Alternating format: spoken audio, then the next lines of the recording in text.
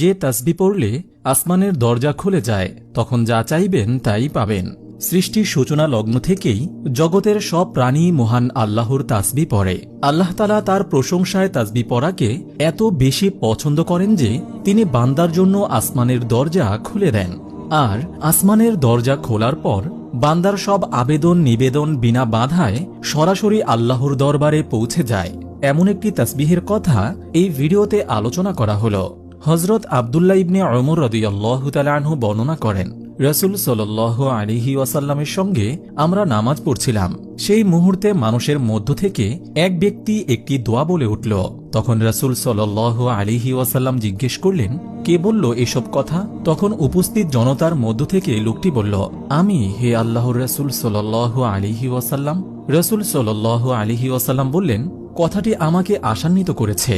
এ কথার কারণে আসমানের দরজাসমূহ খুলে গেছে।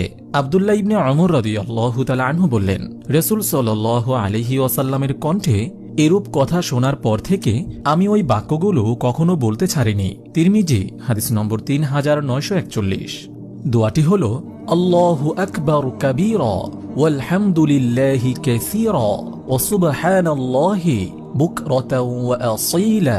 দোয়াটি আবার বলছি, আল্লাহু আকবার কাবীরা ওয়াল হামদুলিল্লাহি কাসীরা ওয়া সুবহানাল্লাহি বুকরাতাও ওয়া আসীলা। অর্থ, আল্লাহ মহান, সর্বশ্রেষ্ঠ, সব প্রশংসা অধিকারে আল্লাহর জন্য। আল্লাহর গুণ বর্ণনা সকাল সন্ধ্যায়। এ তাসবিহ পড়ার ফলে মহান আল্লাহ তাআলা বান্দার জন্য আসমানের দরজা খুলে দেন এবং বান্দার সকল দোয়া কবুল করেন, মনের সব আশা পূরণ করেন। সে কারণেই মুমিন বান্দার উচিত সকাল সন্ধ্যায় এ তাসবিহ বেশি বেশি পড়া, আল্লাহর কাছে দুনিয়া ও পরকালের কল্যাণে বেশি বেশি প্রার্থনা করা। মহান আল্লাহ তাআলা আমাদের সবাইকে ফজিলতপূর্ণ এই দোয়াটি বেশি বেশি পাঠ করার তৌফিক দান করুন। আমিন।